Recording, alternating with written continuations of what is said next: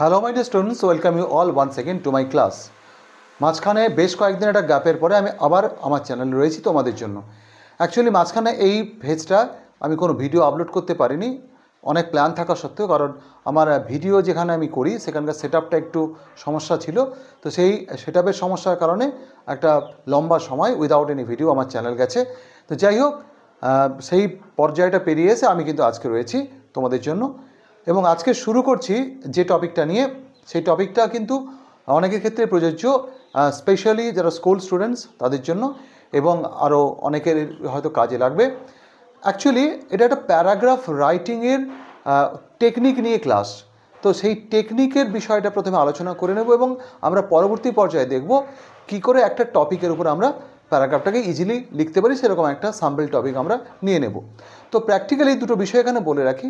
আমরা যে সমস্ত প্যারাগ্রাফ লিখি বা যে সমস্ত টপিকের উপর আমাদের প্যারাগ্রাফ লিখতে হয়, সেই প্যারাগ্রাফগুলোর নেচার ওয়াইজ আমরা দেখি কি কিছু প্যারাগ্রাফ থাকে জেনারেল প্যারাগ্রাফ। জেনারেল প্যারাগ্রাফ মানে আমি এটাই বলতে চাইছি যে প্যারাগ্রাফগুলো কিন্তু সচরাচর প্রেজেন্ট ইনডিফিনাইট টেন্সে লেখা হয়।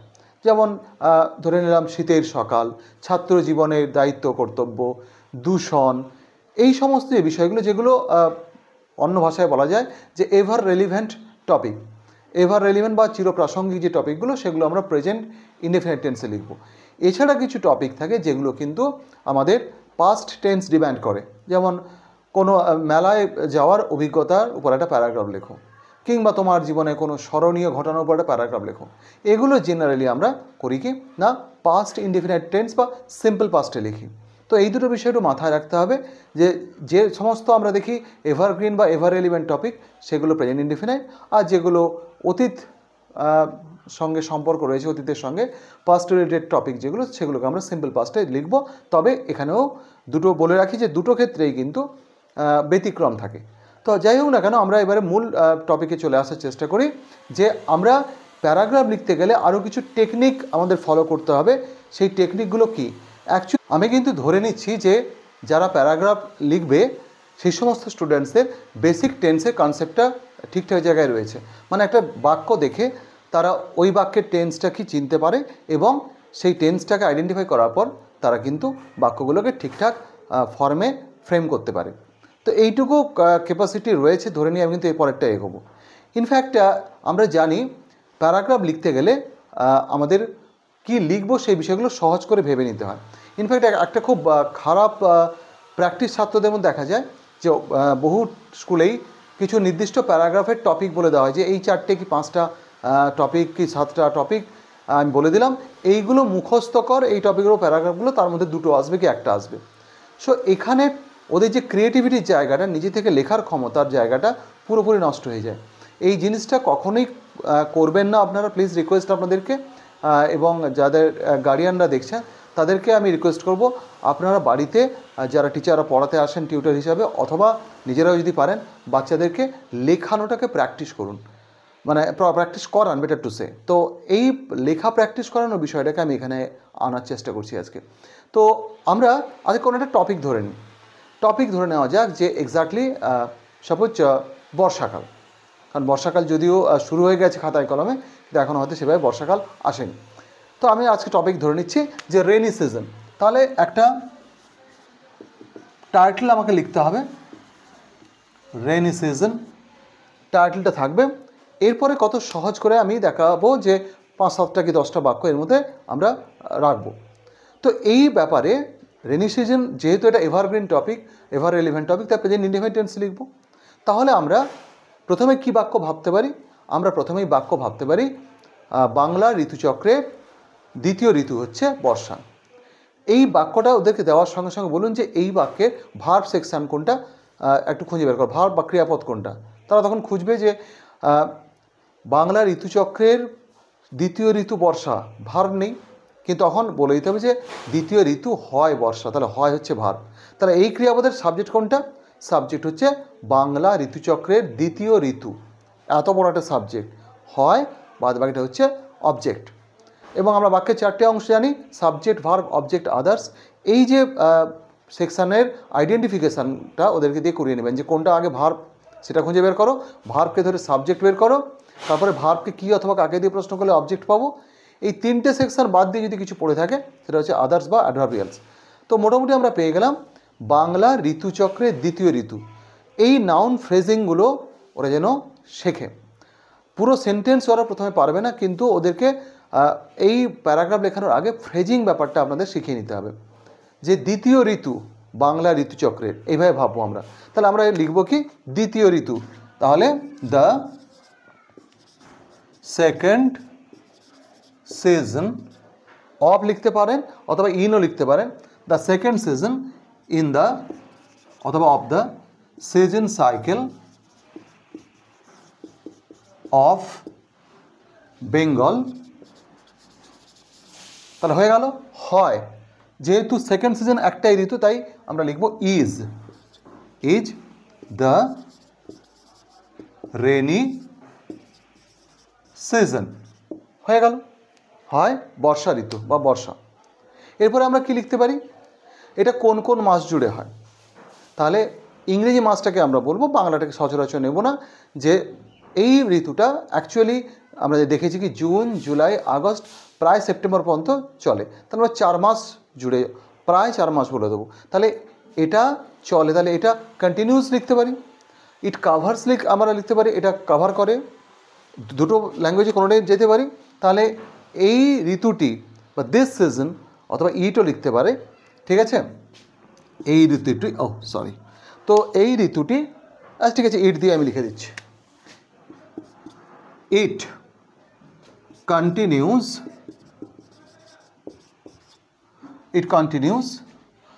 কোন মাস থেকে, from the month of June to September. হয়ে গেল, তাহলে it continues from the month of June to the month of September. এখানে টু দ্য মান্থও লিখতে পারা যায়, to the month of September. এরপরে ওদেরকে ভাবতে বলুন যে পরের বাক্য কী লিখবো আমরা। তাহলে বর্ষাকালে কখনো ঝিরঝিরে বৃষ্টি হয়, কখনো মুষলধারে বৃষ্টি হয়। তাহলে এটা আমরা লিখতে পারি কি, বর্ষাকালে কখনো ঝিরঝিরে বৃষ্টি হয়। আর বৃষ্টি হওয়া বাক্য মানে এখানে কোনো কর্তা থাকে না, ইট এক্সট্রা কর্তা আনতে হয়। তাহলে বর্ষা হয় ঝিরঝিরে বা ঝিরঝিরে বর্ষা হয় কখনো, ঠিক আছে। তাহলে সামটাইমসটাকে আমরা আগে নিয়ে নেব, সামটাইমস। অথবা কেউ যদি শুরু করতে চাই যে আমি বর্ষাকালে দিয়েই শুরু করব, এই সেকশানটাকে আমি সামনে রাখতেই পারি। কারণ আমরা জানি যে এস ভি ও এই সেকশানের মধ্যে এই আদার্স পার্টটাকে আমি কর্তার আগে বসাতে পারি, ভার্ব সাবজেক্টের মাঝখানে বসাতে পারি, ভার্ব অবজেক্টের মাঝখানে বসাতে পারি, শেষেও বসাতে পারি। তাহলে লিখব কি in this season okay, sometimes okay, it drizzles, drizzle মানে গুঁড়ি গুঁড়ি হালকা বৃষ্টি হওয়া, ওকে। some other times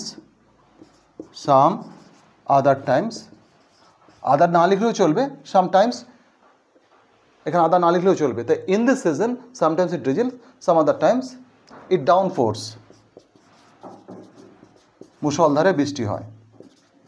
হলো, তাহলে কি হয় আমরা বলে দিলাম।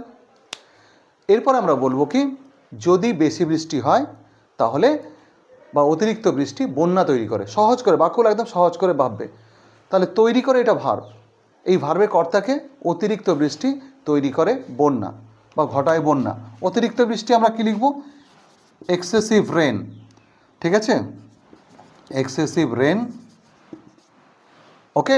অথবা টু হেভি রেনও লিখতে পারে। এক্সেসিভ রেন কজেস ঘটায় flood,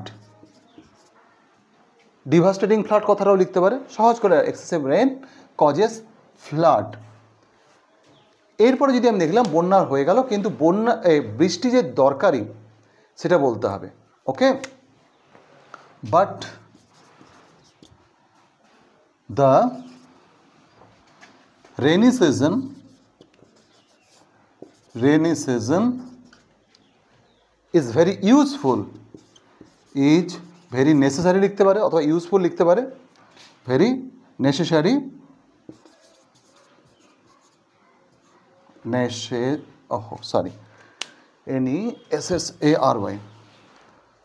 But the rainy season is very necessary for nature, প্রকৃতির জন্য, ওকে, ভেজিটেশন, উদ্ভিদ জগতের জন্য, ওকে, হিউম্যান ওয়ার্ল্ড অ্যান্ড কাল্টিভেশন, মানুষের জগতের জন্য, বা অ্যানিম্যাল ওয়ার্ল্ডও লিখতে পারি আমরা, কারণ সবার জন্যে বৃষ্টি দরকার, প্রকৃতির জন্য, ভেজিটেশন, উদ্ভিদের জন্য, ঠিক আছে, অ্যানিম্যাল ওয়ার্ল্ড, প্রাণী জগতের জন্য। অ্যাকচুয়ালি নেচারের মধ্যে সব কিছু পড়ে যাচ্ছে, তাও যদি এক্সট্রা লিখতে চাই লিখবে animal world and our cultivation.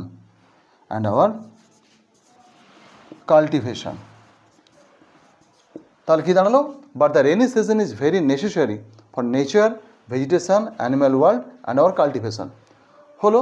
এরপরে আমরা 2-3টে বাক্য ম্যাক্সিমাম লিখবো, কারণ প্যারাগ্রাফটা অলরেডি কিন্তু গোটা 5-6 বাক্য হয়তো হয়ে গেছে, ঠিক আছে। তারপরে আমরা কি লিখতে পারি যে এই সিজনে জেনারেলি কী কী ফল ফোটে, আর কী কী কী কী ফল প্রোডাকশন হয়, আর কী কী ফুল ফোটে। সো আমরা কি লিখবো যে in this season various flowers, various, VARIOUS, various flowers, কী কী ফুল আমরা জানি ভালো করেই। In this season various flowers, okay,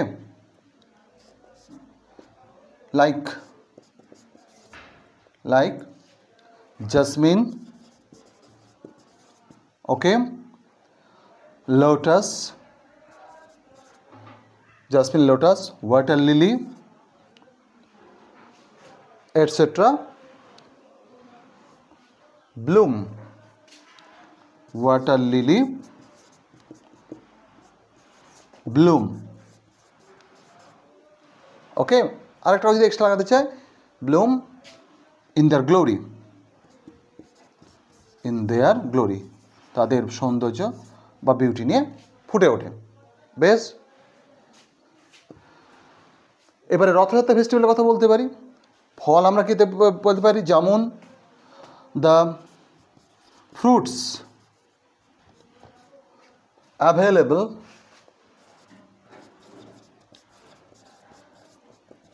in this season, যে সমস্ত ফল আমরা এই সিজনে পাই অ্যাভেলেবল ইন দিস সিজন আর jamun, guava, okay, some varieties of mangoes also, some varieties of mango, etc. হলো। আর কি লিখতে পারি আমরা? না, এই সিজনে রথযাত্রা হচ্ছে সবচেয়ে বড় উৎসব। সো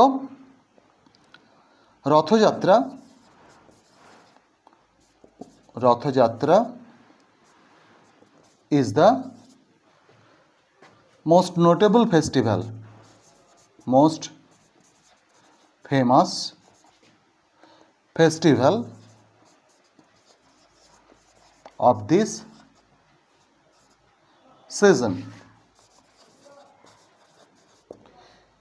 এরপর লাস্ট আমরা কনক্লুশনে আসবো, কারণ ইন্ট্রোডাকশন এক লাইন লিখতেই হয়, লেখা উচিত প্রত্যেকটা প্যারাগ্রাফে, একটা লাইন বা দুটো line.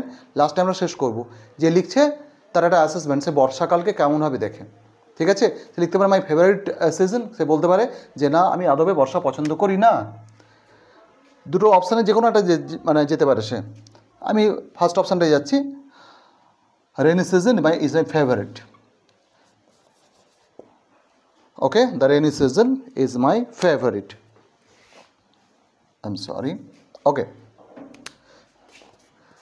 the rainy season is my favorite one. তো মোটামুটি আমরা দেখে নিই কী কী লেখা হলো। মোটামুটি কটা সেন্টেন্স হচ্ছে? 1, 2, 3, 4, 5, 6, 7, 8, 9টা। So that's a good number, কারণ এটা স্কুল লেভেলের পক্ষে এই কটা বাক্য যদি একজন স্টুডেন্ট ঠিকঠাক লিখে দিতে পারে তাহলে কিন্তু যথেষ্ট সে ভালো লিখেছে। তাহলে পুরো যে ফিগারটা দাঁড়ালো, the second season in the season cycle of Bengal is the rainy season. It continues from the month of June to the month of September. Okay, in this season sometimes it drizzles, some other times it downpours. Okay, POURS. Excessive rain causes flood, but the rainy season is very necessary for nature, vegetation, animal world and our cultivation. In this season various flowers like jasmine, lotus, water lily bloom in their glory. The fruits available in this season are jamun, guava, some varieties of mango, etc. Rathayatra is the most famous festival of this season. The rain season is my favorite one. So, একদম সোজা সাপটা ভাষায় খুব সহজ করে যে প্যারাগ্রাফটা লেখা যায় সেই প্যারাগ্রাফটা কিন্তু টিচারদের এক্সপেক্টেড, কারণ আমরা কখনোই স্কুল লেভেলে ছাত্রছাত্রীদের কাছ থেকে বিশাল সাহিত্যগুণ সম্পন্ন লেখা আশা করি না। বেসিক জিনিসটাকে ঠিকঠাক ভাষায় যদি তুলে দিতে পারে তাহলেই দারুণ একটা প্যারাগ্রাফ হয়েছে বলে আমরা মনে করি এবং ঠিকঠাক নম্বরও তারা ক্যারি করে। 3টে কথা একদম শেষে বলবো। প্যারাগ্রাফ লেখানোর ক্ষেত্রে ছাত্রছাত্রীদেরকে প্লিজ আপনারা লিখে দেবেন না, ওদেরকে লেখানোর প্রসেসের মধ্যে আনুন। ভুল করুক প্রথম দিকে কোনো অসুবিধা নেই, কিন্তু ওরা লেখার অভ্যাসটা তৈরি করুক, নাহলে কিন্তু কোনো কিছু লাভ হচ্ছে না। দ্বিতীয় ক্ষেত্রে তারা প্যারাগ্রাফটাতে কী কী কথা বলতে পারে যদি তারা প্রথমে নিজেরা ভাবতে না পারে তাদেরকে ভাবতে সহায়তা করুন। প্রয়োজন মধ্যে বাক্য কীভাবে তারা সাজাতে পারে সে ব্যাপারে হেল্প করুন। বাক্যগুলোকে তারা মনে মনে সাজিয়ে নিন। এরপরে প্রত্যেকটা বাক্য ধরে ধরে কী লিখতে পারে তারা এবং প্রত্যেকটা বাক্যকে 4টে পার্টে ভাগ করে করে ওদেরকে বোঝান। অর্থাৎ প্রথমে ভার্বকে ধরবেন, ভার্বকে ধরে সাবজেক্টে বের করবেন, ভার্বকে ধরে অবজেক্টে বের করবেন। এই 3টে অংশ বাদ দিয়ে দিলে যদি কিছু পড়ে থাকে আদার্স, এবং সেটাকে সাজানোর ক্ষেত্রে SVOO এই প্যাটার্নে যাবেন। আদার্স সেকশনটাকে আপনি সামনে রাখতে পারেন, পেছনে রাখতে পারেন, মাঝখানেও রাখতে পারেন, তবে সেফেস্ট হচ্ছে সামনে বা পেছনে। এবং প্রত্যেকটা পার্টের ফ্রেজিং আলাদা আলাদা আলাদা আলাদা করে ওদেরকে বোঝান। তো এইভাবে যদি প্রসেসটা আপনারা প্লিজ চালিয়ে যেতে পারেন, গার্ডিয়ানস এবং যারা টিচার্সরা রয়েছেন বা তোমরা স্টুডেন্ট যারা দেখছো, তোমরা যদি এইভাবে বিষয়টাকে ভাবো তাহলে কিন্তু ডেফিনেটলি প্যারাগ্রাফ লেখা তোমাদের কাছে খুব সহজ হয়ে যাবে। তো আজকের এই ভিডিওটা আশা করি তোমাদের একটু হলেও উপকার করবে। যাই হোক, এই ভিডিওটা অনেকটাই বড় হয়ে গেছে, আর বাড়াবো না, শেষ করছি এখানেই। দেখা হবে পরের ভিডিওতে। সবাই ভালো থেকো, stable, stay connected, meet you in the next class. Thank you.